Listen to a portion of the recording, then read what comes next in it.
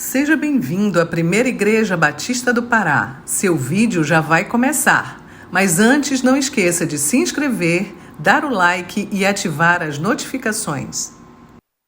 Novamente, queridos, abram, por favor, a palavra do Senhor em 1 Coríntios.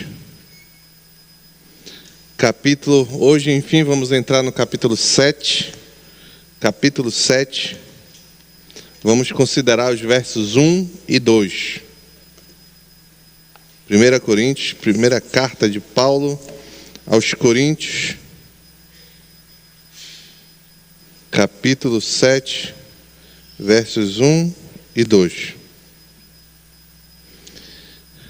A terceira lei de Newton, ou a terceira lei de Isaac Newton, sobre o comportamento físico dos corpos, afirma que toda ação gera uma reação oposta e de igual intensidade, onde as ações mútuas de dois corpos, um sobre o outro, são sempre iguais e dirigidas em sentido opostos. Quem já fez vestibular ou está se preparando para fazer, já deve saber mais ou menos do que diz a lei de Newton, a terceira lei de Newton. Esta lei, que foi na verdade descoberta por Newton, porque quem criou foi Deus, nos ensina sobre a necessidade de equilíbrio entre ação e reação, para que o funcionamento adequado e equilibrado do mundo físico possa ocorrer.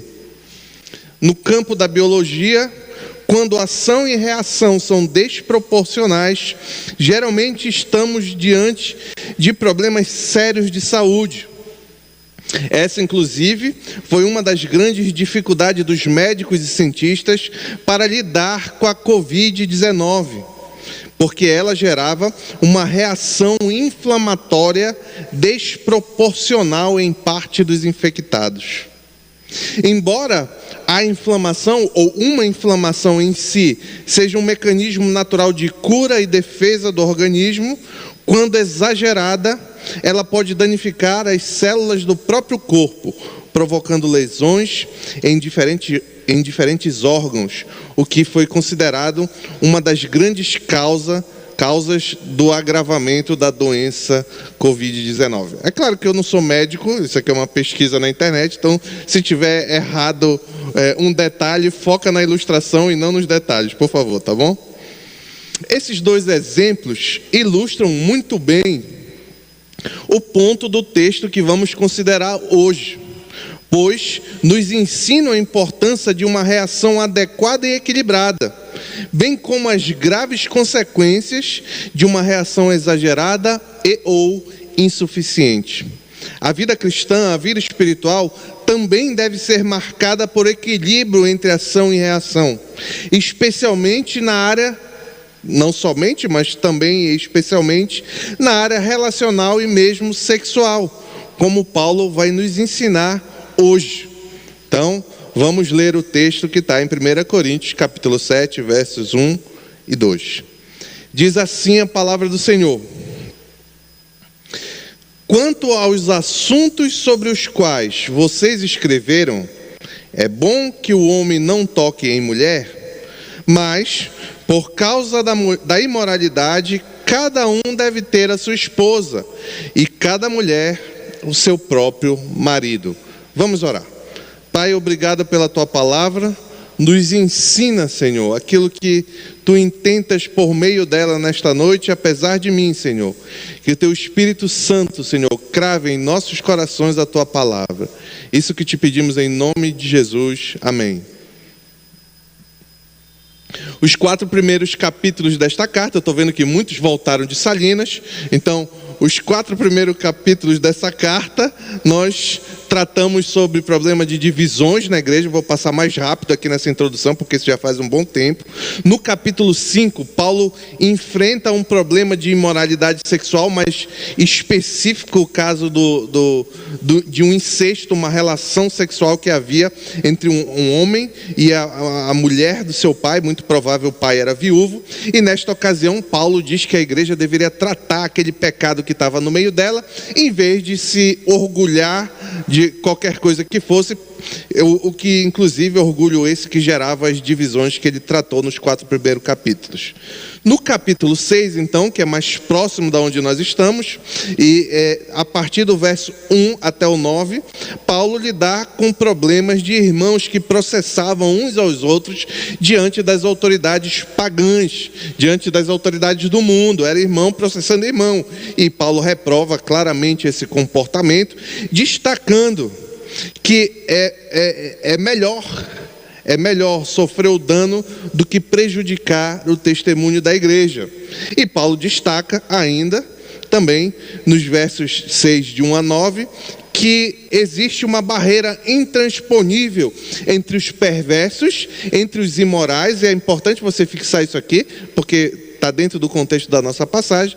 Existe uma barreira intransponível entre os perversos e imorais e o reino de Deus. É claro que Paulo está falando daqueles que não se arrependem dos seus pecados.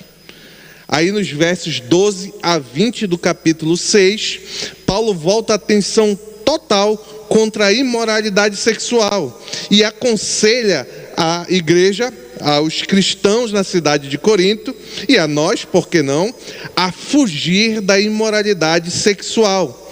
E para isso ele destaca 3 verdades espirituais elevadíssimas sobre o corpo do crente.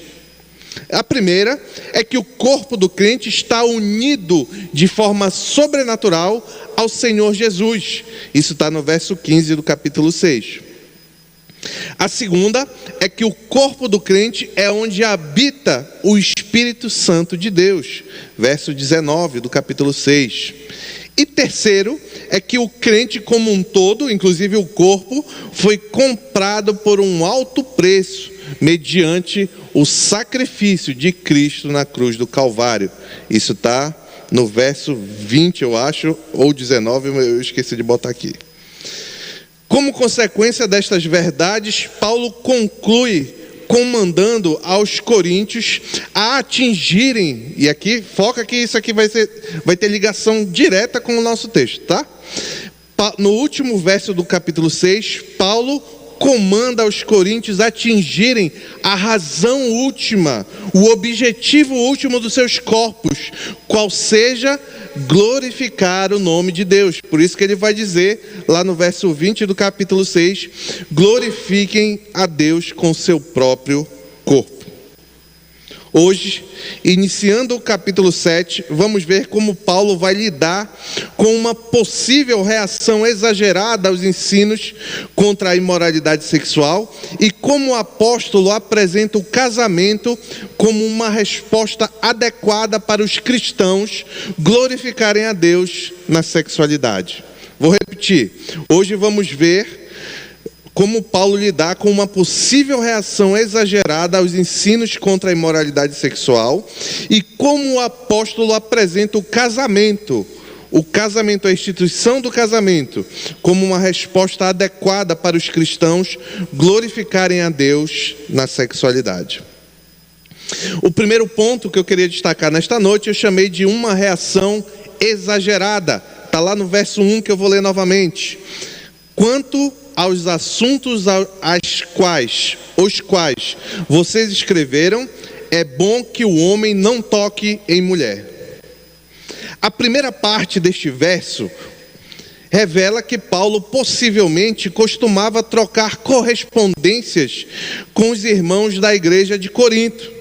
E, consequentemente, isto significa que Paulo estava bem informado sobre a situação da igreja que ele mesmo havia plantado e discipulado. Isso porque vemos aqui que os irmãos escreveram pelo menos uma carta para Paulo, já que o texto diz, quanto aos assuntos sobre os quais vocês escreveram.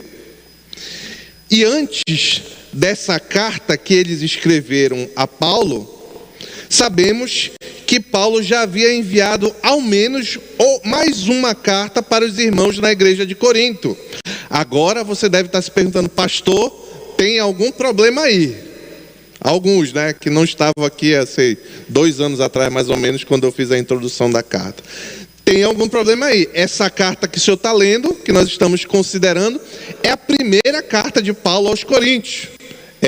Eu chamo de carta de Paulo aos Coríntios canônica, porque muito possivelmente Paulo escreveu mais cartas à igreja de Corinto, possivelmente mais 2.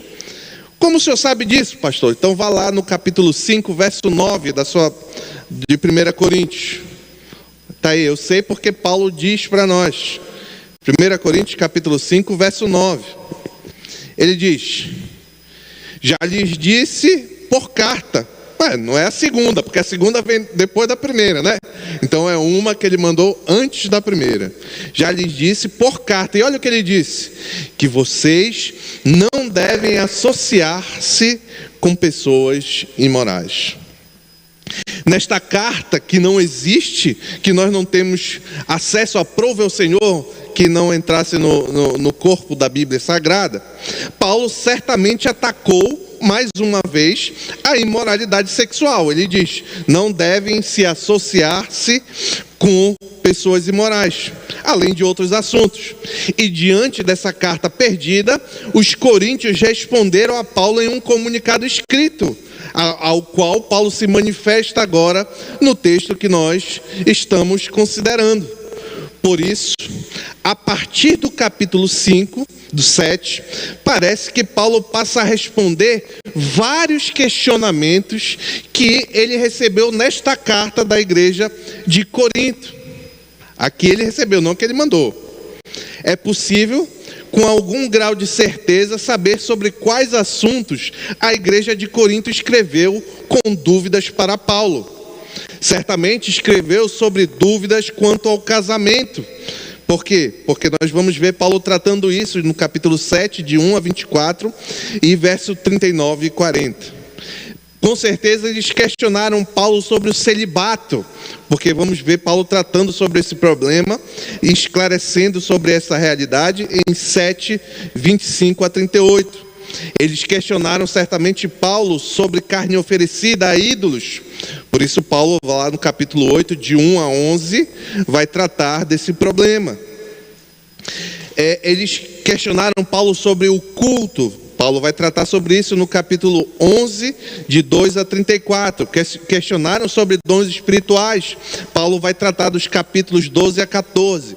Sobre a coleta para os cristãos em Jerusalém, Paulo vai tratar no capítulo 16, e provavelmente, aqui os estudiosos têm alguma dúvida quanto a isso, provavelmente também questionaram sobre a doutrina da ressurreição, o que Paulo vai tratar no capítulo 15. A dúvida é se ele tratar da ressurreição foi porque ele foi questionado ou porque ele quis tratar independente de ser questionado. No verso que estamos considerando hoje, Paulo vai tratar então de uma reação exagerada, como eu já disse, dos cristãos na igreja de Corinto quanto aos problemas da imoralidade sexual.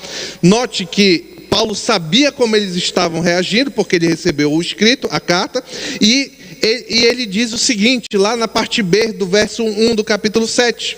É bom que o homem não toque em mulher.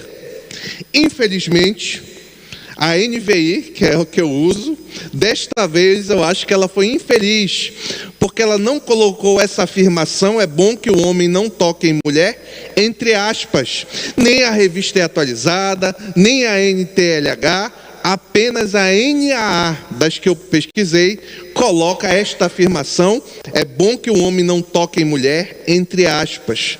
E eu considero colocar entre aspas esse texto a melhor tradução, porque esta afirmação, é bom que o homem não toque em mulher, não é uma afirmação paulina, não é Paulo quem está dizendo isso, mas sim uma referência a um comportamento, um lema, algo que eles faziam na igreja de Corinto e que Paulo tomou conhecimento pela carta que receberam.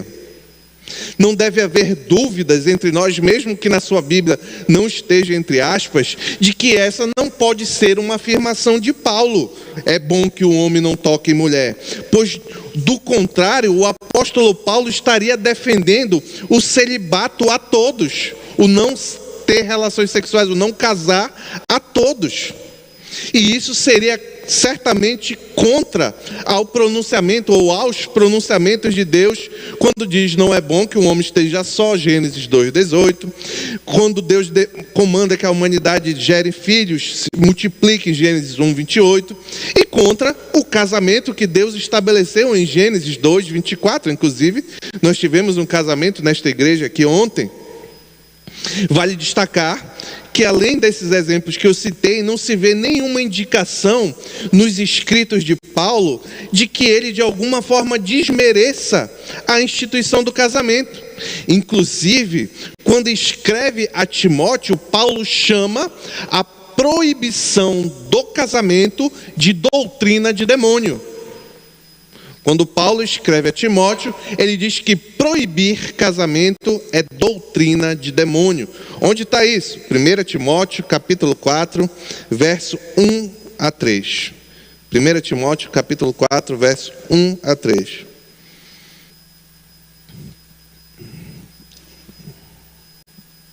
Timóteo, capítulo 4, verso 1 a 3. Diz assim o apóstolo Paulo: o Espírito diz claramente que nos últimos tempos alguns abandonarão a fé e seguirão espíritos enganadores e doutrinas de demônios. Tais ensinamentos, ou seja, essas doutrinas de demônio, tais ensinamentos vêm de homens hipócritas e mentirosos que têm a consciência cauterizada. E qual é, na prática, esses ensinamentos? É o que Paulo vai dizer no verso 3. O que esses homens fazem? Proíbem o casamento e o consumo de alimentos que Deus criou para serem recebidos com ação de graças. Então é claro que quando Paulo escreve é bom que o homem não toque em mulher, ele não está fazendo uma afirmação, mas ele está replicando uma afirmação da igreja de Corinto. Até porque Paulo tem um casamento em alta conta. Ele compara a união entre Cristo e a igreja, em Efésios capítulo 5, com a relação entre o marido e a mulher, o marido e a esposa. Portanto, quando Paulo diz, é bom que o homem não toque mulher, ele está replicando o que, hoje é a terceira vez que eu digo isso, o que diziam os irmãos na igreja de Corinto. A tradução na NTLH, não sei se você tem essa versão, é muito infeliz desse texto. Agora nós vamos entender o que quer dizer é bom que o homem não toque em mulher. E a tradução nesta porção do texto da NTLH, ela é muito infeliz, porque ela substitui não toque em mulher por não se case. Mas na verdade a expressão aí que Paulo está se referindo com tocar em mulher é um eufemismo não para o casamento, mas para o ato sexual. É por isso que a ESV, que é a mais comum, a mais conhecida tradução americana, expressa esse verso, essa porção da seguinte forma. Diz assim, é tradução minha, então se estiver errado me perdoa. Agora, quanto aos assuntos sobre os quais vocês escreveram, e agora ele coloca entre parênteses, isso é bom, e ele vai dizer o seguinte: é bom para o homem que não tenha relações sexuais com uma mulher. E por que, então, aqueles irmãos na igreja de Corinto estavam afirmando que era bom que o homem não tivesse relações sexuais com uma mulher? Por causa da reação exagerada que eles estavam tendo contra o ensino, em razão do ensino da imoralidade sexual. Aparentemente, um grupo de crentes em Corinto se levantou contra a imoralidade sexual, decidindo que não teriam mais relações sexuais, e passaram a defender o celibato como norma para os cristãos. Essa é a reação exagerada. Entre estes havia, pasmem, homens casados que acreditavam que agora que haviam sido convertidos ao cristianismo, não precisavam ou não podiam ter relações com as suas esposas. E certamente não foi isso que Paulo ensinou. Diante dessa grave situação, dessa grave e errônea interpretação, Paulo precisava combater aquele problema. E por isso o apóstolo vai corrigir o exagero equivocado E no verso 2, que nós vamos considerar no próximo ponto, vai ensinar que os relacionamentos sexuais no casamento não são atos imorais, mas uma arma contra a imoralidade sexual. E aqui algumas lições nesse primeiro ponto para mim e para você. Primeiro, é que o casamento, ele é uma instituição divina que deve ser vivida para a glória de Deus. A razão pela qual nós nos casamos, ou devemos nos casar, é para glorificar a Deus por meio do nosso relacionamento, inclusive por meio da sexualidade experimentada no seio do casamento. Não acreditem, meus irmãos, na mentira egoísta do mundo. Assim como o mundo hoje em dia é contra a procriação, contra a geração de filhos, como o pastor disse ontem aqui no casamento, hoje em dia o mundo incentiva que você tenha cachorro, mas não filhos. Não acredite nessas mentiras. O mundo também nos incentiva você a não casar. Viva a sua vida, aproveite, ganhe isso. Você pode viajar, aproveitar, fazer o que você bem entende. Assim como o mundo influencia negativamente para que você que é casado se divorcie. Se não está feliz, separa. Quem nunca ouviu isso? Todos esses tipos de ensinamentos é o que Paulo chamou de doutrina de demônios. Não vem de Deus, é coisa de Satanás. Nós somos chamados, como cristãos separados no mundo, nós somos chamados a valorizar e viver de forma que o casamento glorifique o nome do Senhor. Essa é a vontade de Deus para você. Eu vou falar um pouco mais sobre isso no segundo ponto. Não, é aqui mesmo. Quer saber sobre a vontade de Deus para a sua vida, meu irmão? Quer saber a vontade de Deus para a sua vida, minha irmã? Não precisa nem orar. Eu não sou profeta e vou revelar agora. Gênesis capítulo 2, verso 18. Então o Senhor Deus declarou: não é bom que o homem esteja só. Farei para ele alguém que lhe auxilie e corresponda. Verso 24. Por essa razão, o homem deixará pai e mãe, se unirá à sua mulher, e os dois serão uma só carne. Então, meu irmão, minha irmã, se você não é um celibatário, alguém que recebeu esse dom divino de não ter atração sexual por homem, por mulher, e mulher por homem, então você deve ter como objetivo, eu não estou dizendo que todo mundo vai alcançar esse objetivo, a uns Deus concede, a outros não, mas você deve orar por isso, buscar isso, porque essa é a vontade de Deus para todos aqueles que não são celibatários. Uma reação adequada, está lá no verso 2, diz assim: mas por causa da imoralidade, cada um deve ter a sua esposa e cada mulher o seu próprio marido. Vamos lá. Como vimos no primeiro ponto, havia irmãos na cidade de Corinto que achavam que para enfrentar os problemas da imoralidade sexual, deveriam nunca mais ter relações com mulheres, tocar em mulher, como vimos. Inclusive alguns casados. Nós já sabemos que a cidade de Corinto era fundada em imoralidade sexual, desde fornicação, prática de sexo fora do casamento com prostitutas cultuais, até o homossexualismo com adolescentes, que eram práticas não reprovadas moralmente nem socialmente naquele contexto.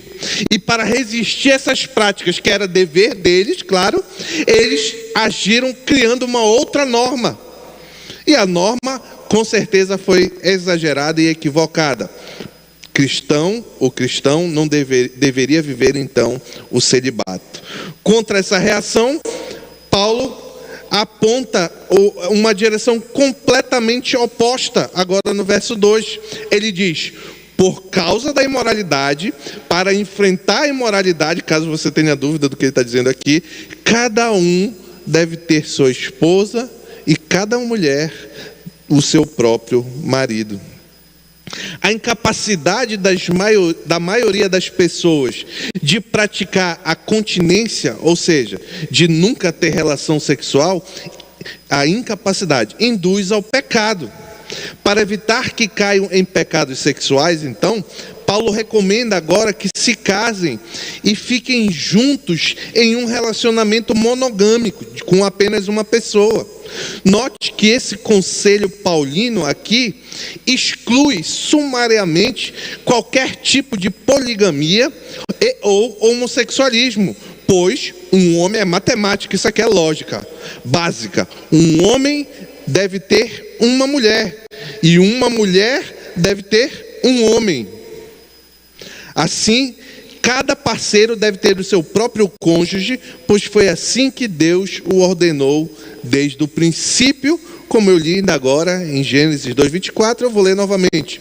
Por essa razão, o homem, apenas, deixará pai e mãe e se unirá à sua mulher, uma apenas. E note também o relacionamento heterossexual, é um homem e uma mulher. E eles se tornarão uma só carne. Esses dois se tornarão uma só carne. É válido, no entanto, deixar bem claro que Paulo não está afirmando que a razão do casamento existir é para que ele funcione como um remédio contra pecados sexuais. Não, mas sim que ele acrescenta mais uma razão, o casamento acrescenta mais uma razão pela qual aqueles que não receberam o dom do celibato devem se casar. Nós não devemos nos casar para que nós não cometamos imoralidade sexual, mas o casamento ajuda aqueles que lutam contra esse tipo de pecado. Por isso tudo, quanto aos casados ali de Corinto, foi mais exagerada e equivocada ainda a reação. Eles não poderiam deixar de tocar em mulher porque tinham que cumprir seus deveres conjugais com as suas respectivas esposas.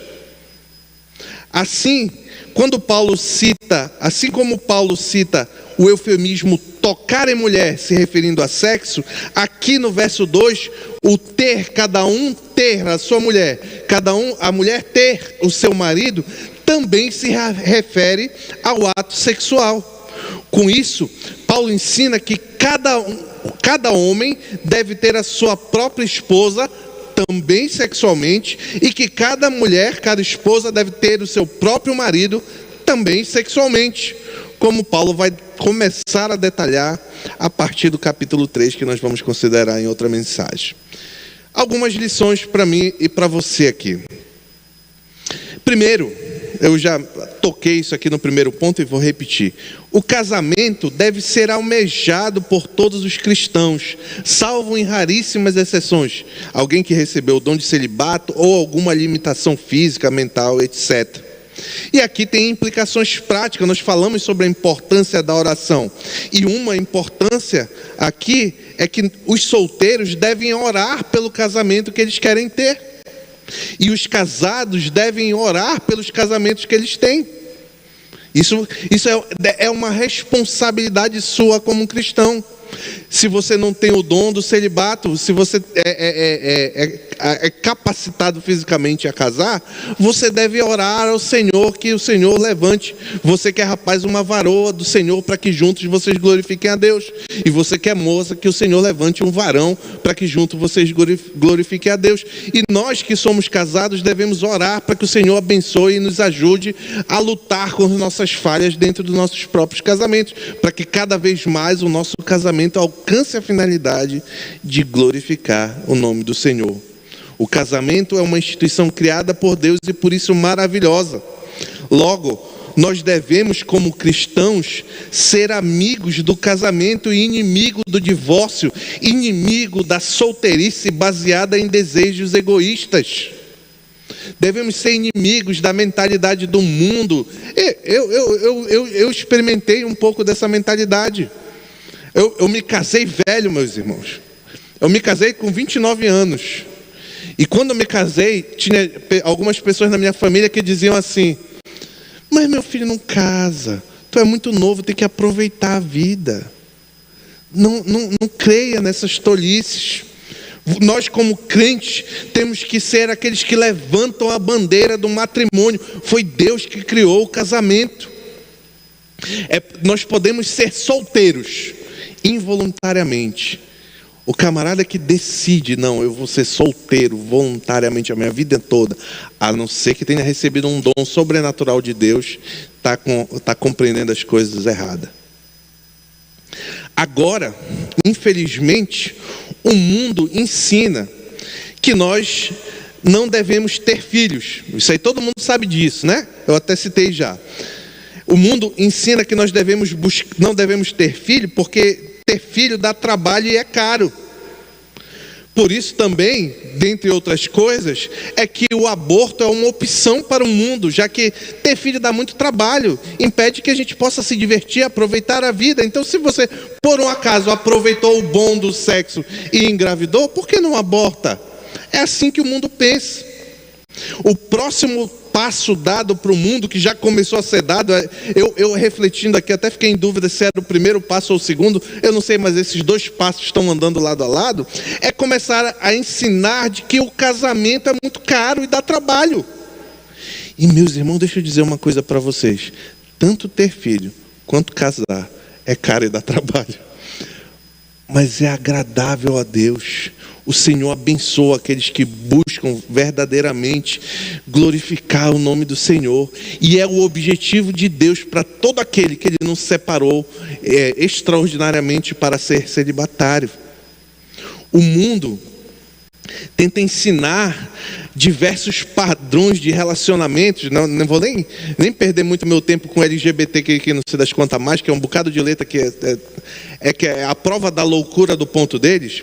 Mas hoje em dia está muito em destaque a questão da poligamia, né? De vez em quando sai uma notícia na internet, o trisal, não sei o que agora. O que tem? É bonito. O cara casou com as duas irmãs, isso é bonito. É bonito, eles são felizes, só aparece no Instagram rindo, né? Nunca apareceu. Aí depois o camarada está um matando a outro, aí estão fazendo vídeo erótico. Então, meus irmãos, não é este o padrão moral de Deus para o seu povo. Se o mundo quiser se afundar nessa desgraceira toda, o problema é do mundo. O povo de Deus foi separado para ser santo. Um homem tem que ter uma mulher, e uma mulher, um homem, e acabou-se. Todas essas outras vertentes são armas do mundo para manchar, para apagar, para tirar da nossa mente o que Deus criou. E o que Deus criou foi bom, agradável e perfeito. Outra coisa muito comum é achar que a união homossexual, por ser muito comum em nosso tempo, por ser aprovada pelas leis dos homens, não é nada demais.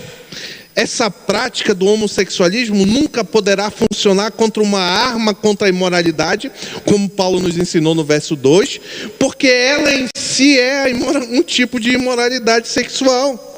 A relação homossexual pode ser aprovada por leis humanas, mas jamais será chancelada pela lei de Deus.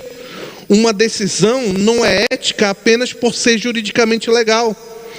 Por isso, jamais será aprovado diante de Deus, e assim espero diante do povo de Deus, o homossexualismo, que é contra a vontade de Deus, que é boa, agradável e perfeita. Quando Romanos, onde eu destaquei esse trecho, é boa, agradável e perfeita, destaca que a vontade de Deus é perfeita, tem que ter implicações lógicas. Você precisa refletir um pouco sobre o que você lê na Bíblia. Nós precisamos. Quando a palavra de Deus diz que algo é perfeito, é porque aquilo que é perfeito não pode ser melhorado. Por isso que Deus é perfeito, Deus não pode ser melhorado, por isso que Deus não muda, porque se Ele mudar, já que Ele não pode ser melhorado, seria para piorar, e Deus não pode piorar, então Ele é perfeito. A vontade de Deus para o relacionamento de homem e mulher, numa união monogâmica e heterossexual, é perfeita. Não pode mudar nem para cima, não se pode melhorar o que é perfeito, e não se deve piorar o que é perfeito. Dito tudo isto, e a gente vai continuar nas próximas mensagens em 1 Coríntios tratando sobre o casamento, Você deve se perguntar: pastor, tanto solteiro como casados, como deve ser a minha reação na luta contra o pecado da imoralidade, os pecados de imoralidade sexual? Como saber que eu não estou exagerando? É simples. Busque sabedoria na palavra de Deus, que é suficiente para a santidade. Guarde as orientações da palavra do Senhor no seu coração, e você poderá afirmar como salmista: guardei no coração a tua palavra para não pecar contra ti. Confie na vontade do Senhor para a sua vida acima da sua própria vontade. Ele sabe o que é melhor para você.